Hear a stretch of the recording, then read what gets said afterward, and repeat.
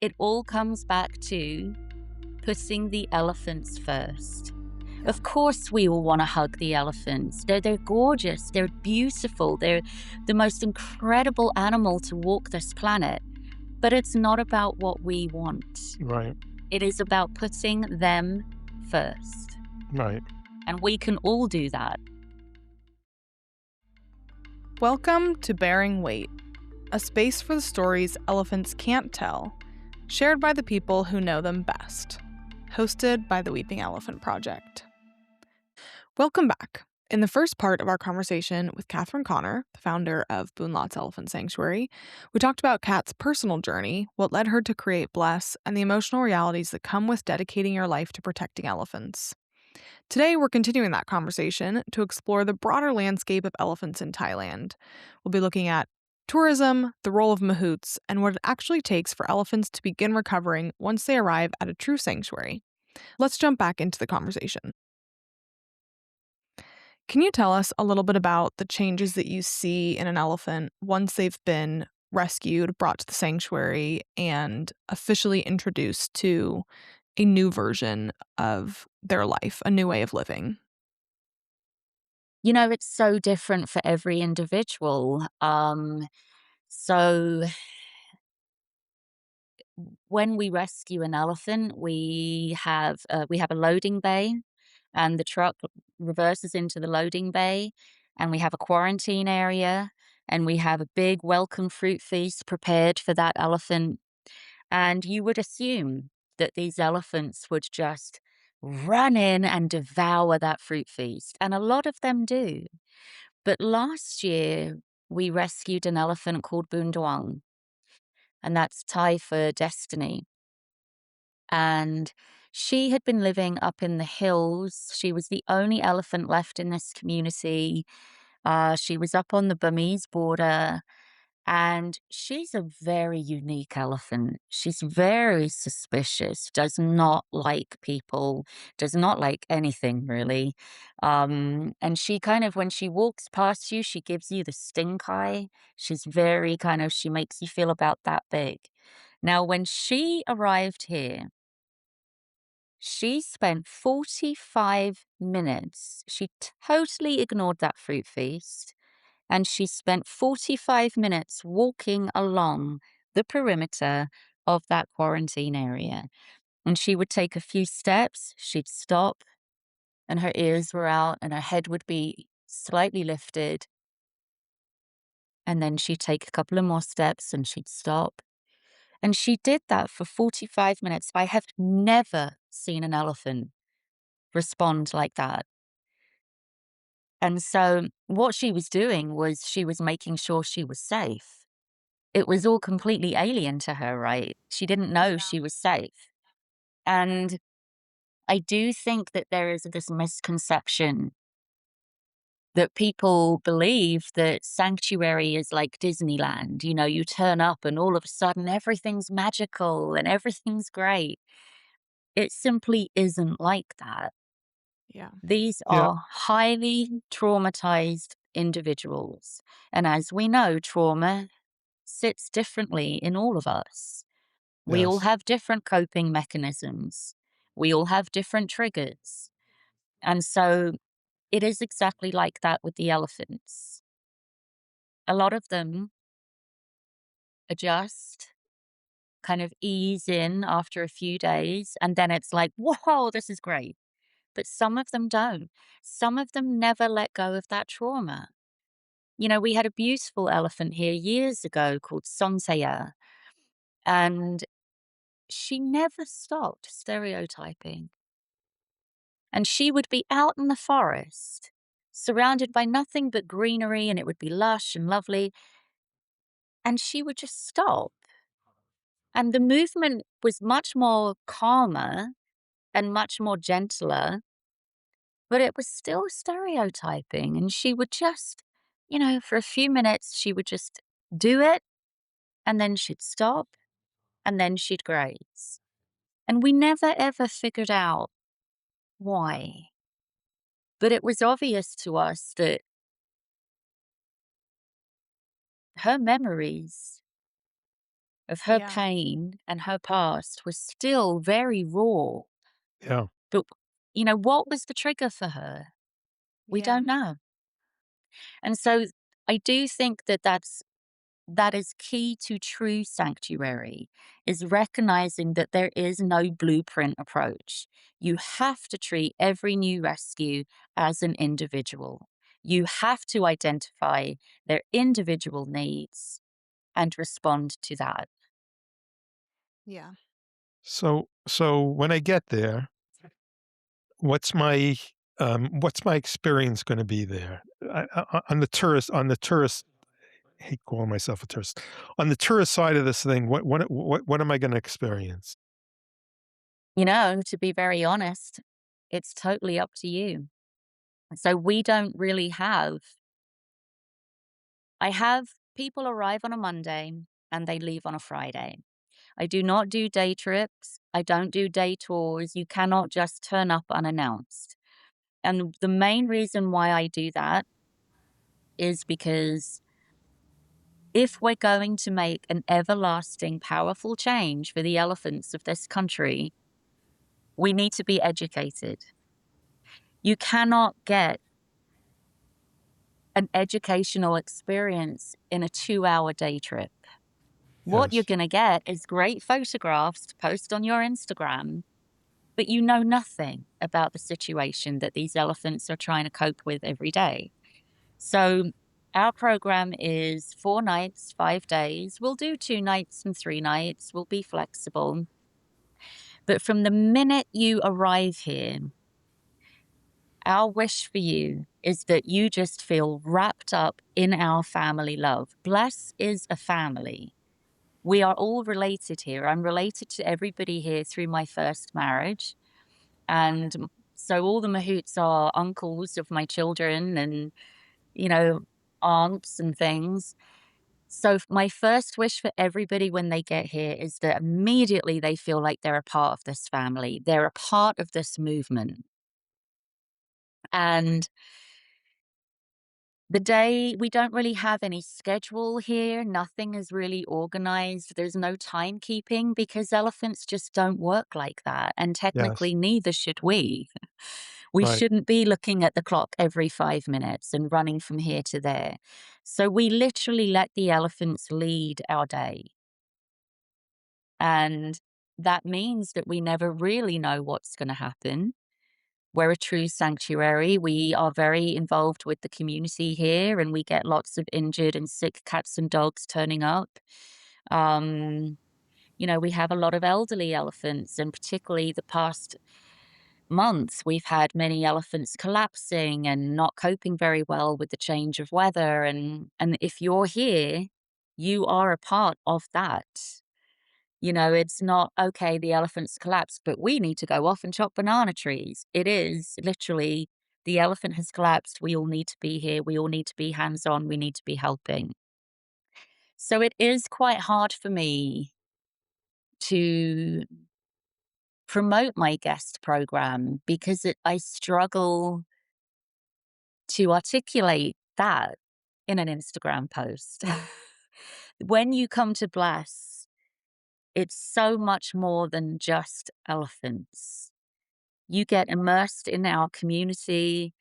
You will leave here knowing every elephant by name. You will know their mahouts by name. You will feel connected here. You will feel seen and heard here. And I hope that you will feel safe here. Again, I believe that the essence of a true sanctuary is that it is a sanctuary for all of us.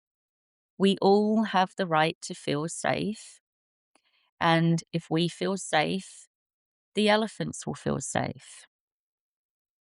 I Yeah. don't know how hippy dippy you are, but I am now very hippy dippy. Um, and it's because of the elephants and the experiences that they've taken me on throughout the last 20 odd years. But I'm a big believer in energy transfer and I'm a big believer in ripples.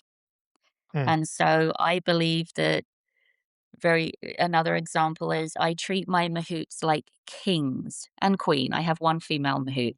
So kings and queen, I treat them so well. I buy them energy drinks every day. I buy them hammocks every weekend. I take them out for a little meal at a local restaurant. They're my best buddies. Um, and my reason for doing that is very simple. If I treat them kindly, they're gonna treat the elephants kindly. They're No gonna treat question. their children kindly. It's ripples. It just continues to spread. How do you fund this? How is this funded? So our main source of income is our guest program, Okay. which is why and, to be very honest, before COVID, BLES had a 2-year waiting list, Oh, and we were fully booked every single week, all year round. We did not have a high and a low season, but fully booked for us is 8 people, 8 to 10 people. We deliberately keep everything very intimate and very small and very quiet. Um, COVID gave many venues the opportunity to transition, to think about the way they were managing their elephants. So, what we saw here in Thailand was many riding camps transition to feeding and bathing camps, which is a step in the right direction. It's not where we want to be, it's not our end goal, but it is a move in the right direction. They then remarketed themselves as sanctuaries. And so the problem that I'm having now is I'm in Sukhothai, which is way out in the middle of nowhere. These other sanctuaries are in Chiang Mai, Phuket, Pattaya, Bangkok, Koh Samui, the destinations, the tourist right. Yeah. hotspots. So if you're a tourist coming to Thailand on a 2-week holiday and you're looking for an ethical elephant experience and you put it into Google search and you find us, but then you see, oh, in order to get there, I have to fly from Bangkok and blah, blah, blah, blah. And then you see somewhere in Chiang Mai, you're going to go to the place in Chiang Mai because it's just easier. So now, post COVID, I am really struggling to get my guest program full again. And it's really hard. We've got more elephants than we've ever had. I have more staff than I've ever had, but I'm not making any more money than I Yeah. did before COVID. Yeah. How So many it is, staff? it's I'm sorry. mm. How many staff? I've got 38 members of staff right now.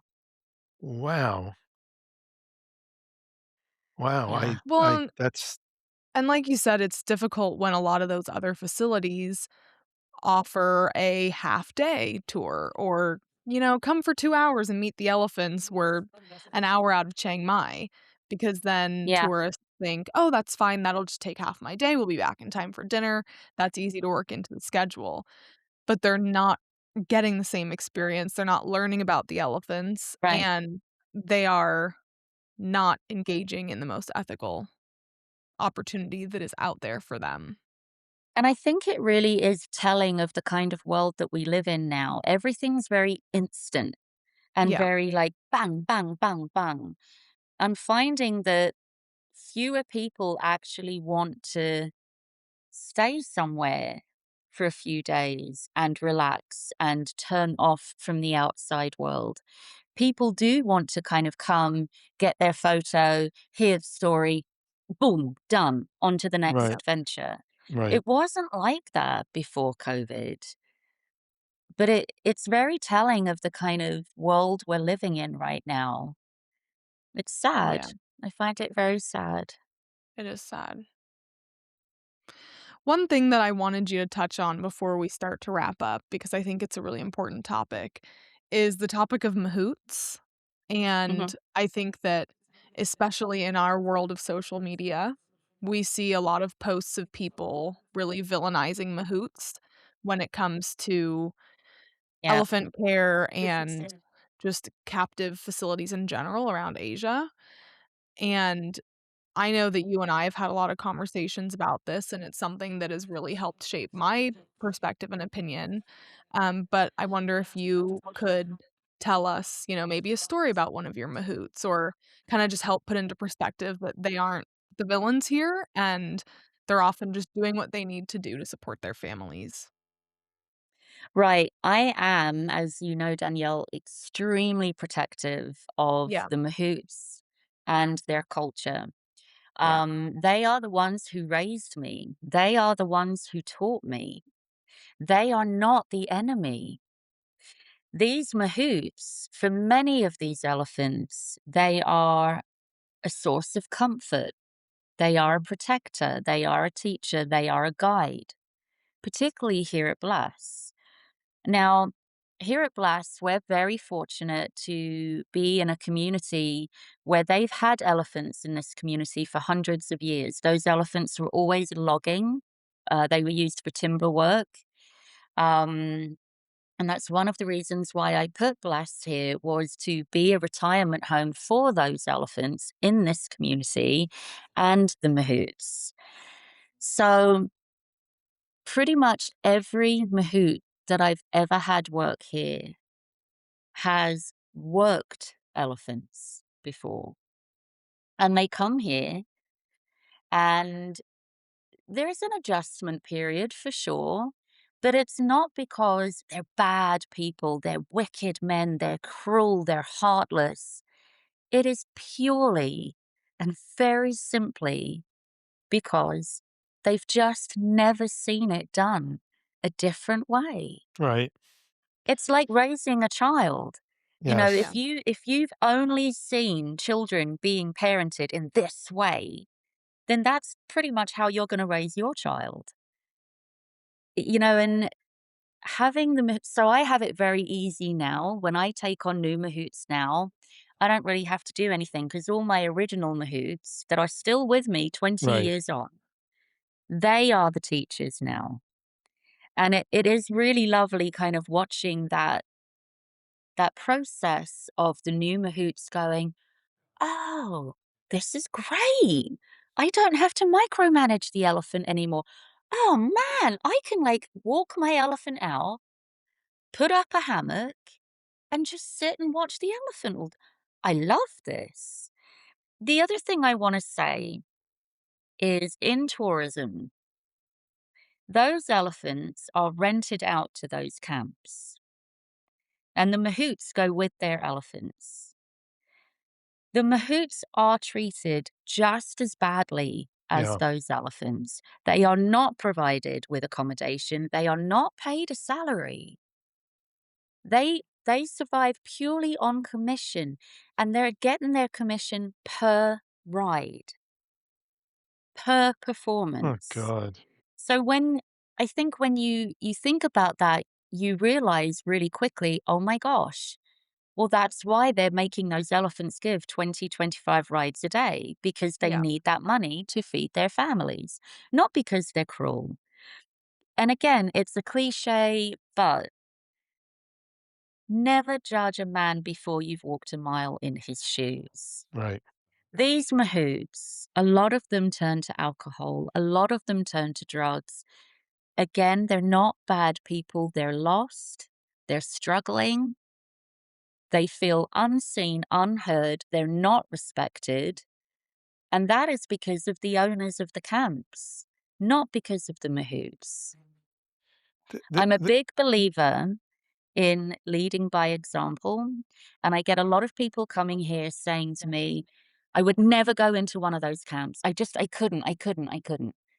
And I understand where that comes from. However, I don't agree with it. I believe we need to physically go into these venues and we need to be gentle. We need to be kind.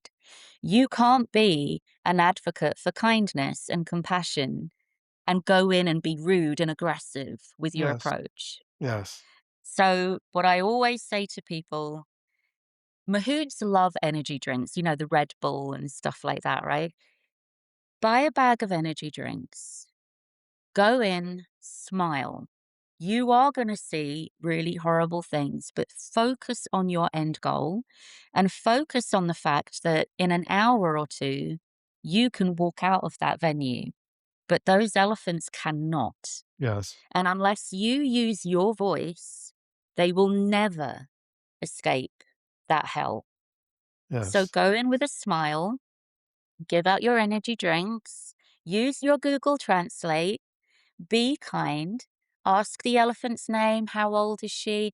Oh, when they say, "Do you want to ride the elephant?" Smile. Say, "No, thank you." Keep it Yes. kind and respectful This is because at really the end of the day, important. it's so simple.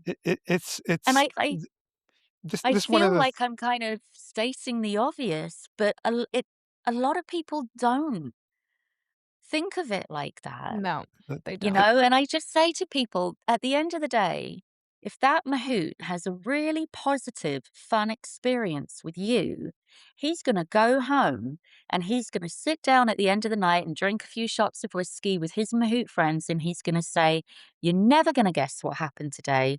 This like tourist like came in, she paid me twice the amount of money to instead of riding the elephant, she just sat on the ground and watched the elephant. And I yeah. hosed the elephant, and she gave me twice the amount of money. How crazy is that? That's how change happens. We have to physically go in and show and lead by example. We This can't just sit at the sidelines and wag our fingers. That's pointless. this is really important. Of the many things that Danielle has taught me in a really short number of days is I had the impression these were terrible, evil people, and that No. they were torturing the elephants, and I couldn't. I hated them, you know, and it's mostly I don't really know what it's based on other than pictures of mahouts abusing elephants, and this is a really important thing for people to understand, and it changed the way I thought about it. Yeah, there is another side to it too. Um, so the pictures and the videos of the mahouts holding the hoops and hiding nails in their hands. The tourists are the ones that want to hug the elephant. They want to love on the elephant. They want to feed the elephant. They want to get their selfie with the elephant. Elephants are dangerous animals. They are not cuddly toys. And most of those elephants are young and they're highly stressed. And so when you're coming up and you're hugging on the elephant and you're loving on the elephant, that mahout has to keep you safe. He's got a dangerous elephant that he's trying to keep under control. He's trying to keep you safe. How is that poor man supposed to do that without using Yeah, tools? yeah. So if the tourists, again, just take a step back, those mahouts can relax. Those elephants aren't getting poked and prodded and stabbed every 5 minutes. It really is the people who have the power. If we step back, everything gets better. Yeah, I think that's really the key is realizing that they are responding to our demand and we need to Absolutely. remove that demand Absolutely. because, Because it they don't also wanna puts get those killed at mahouts work in either. danger, Yeah. Yeah, right? exactly. Their That's what I lives was are in just saying danger is too. they don't wanna And get but the killed at work. tourists don't see that. Yeah. Yeah. No, they wouldn't. Yeah. It's They wouldn't. such an abnormal environment for these elephants to be in, Yes. Yeah. Well, and and that's they're something only that there because of the tourists. right. And that's something that so many of the mahouts that I spoke with during my time in Nepal that worked primarily with bull elephants, every single one of them would say, every day that I walk into work, I think this could be the day that my elephant kills me, and this could be the day that Gosh. I die at work and my family's left with Oh, nothing. And, they don't want to necessarily go up and hold on to this elephant's ear so that you can come and take a photo with him. They are just right. as concerned for their safety as they are for yours. But if that activity wasn't being offered, they wouldn't be put in that situation where they are also highly stressed, on edge. Yeah, That elephant blows out of their trunk a little bit harder and they're like quick to respond because they think this elephant's about to charge at somebody. yeah, And the yeah, thing is that in the same if we were in the same situations, we would be doing the same thing. Um, and I think that's the same that goes for a mahout that makes the elephant do 25 rides a day to feed their family. If we were in that situation, we would do the same thing. And yeah, until tourists realize that, they will continue villainizing the wrong person. They gotta listen to this absolutely. podcast. Yeah. Yeah. You know, Elvis Presley did a song called "A Little Less Conversation, a Little More Action, Please." Uh, That pretty much sums it up, I think. right. We just need to stop. I mean, there's a lot of power in talking, but we just need to stop blabbing on and thinking we're experts. This is one of the problems with social media right now is that Yeah, everybody all of a sudden is an expert on Yeah. everything. We need to actually get out there and start using our hearts and our souls and our presence and using that as our tool to create compassionate movement. Yeah. Good old Elvis. I have 2 quick questions to wrap us up. The first one Mhm. is, if an elephant could speak directly to the world in our language, what do you think they'd say? Hmm. I honestly believe that they would say, "I forgive you and I love you," because that's how good they are. They are too good for this universe. mm, Yeah, they are. We want everyone listening to feel empowered and not just sad about all the, elephants that are still yet to be rescued and yet to be brought to BLES. Um, so with that in mind, what's something that everyone or anyone can do to help elephants? Everybody has a voice. Everybody has hands. Everybody can be a part of this movement. It doesn't have to be a grand gesture like building an elephant sanctuary, right? It can be as simple as doing your research, making an ethical choice, and then sharing that with your friends and your family. That is playing your part in this movement. You know, I it all comes back to putting the elephants first. Yeah. Of course, we all want to hug the elephants. They're gorgeous. They're beautiful. They're the most incredible animal to walk this planet. But it's not about what we want. right, It is about putting them first. right. And we can all do that. Can I ask my lightning round questions? To the best you can, as best you can, if you could exclude elephants and elephant people in responding. Mhm. So, favorite or most influential book?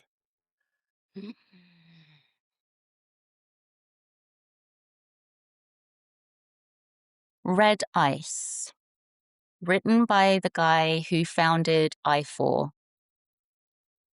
Okay. I Oh, forget his name right now. It was given to me before I built BLES, and I still have it now. And it's about his journey trying to save the baby seals from being clubbed Oh, and their fur being used for fashion. That yes. is a book that changed my life. Movie or streaming, movie or program that you keep in mind and that, you particularly like or has particularly influenced you? Jane Goodall's interview Okay. that was released after she died. Ah, yes. That's a good one. yeah. Yeah. And it's not elephants, but that's very No. good. That's why Yeah. you did that. It does that was very good. What maybe there is no outside of work, but what do you enjoy doing outside of work? Being with my children. Okay. Anywhere I am with my children. is what makes me happy. Whom do you admire? Wow. So many people, so many animals.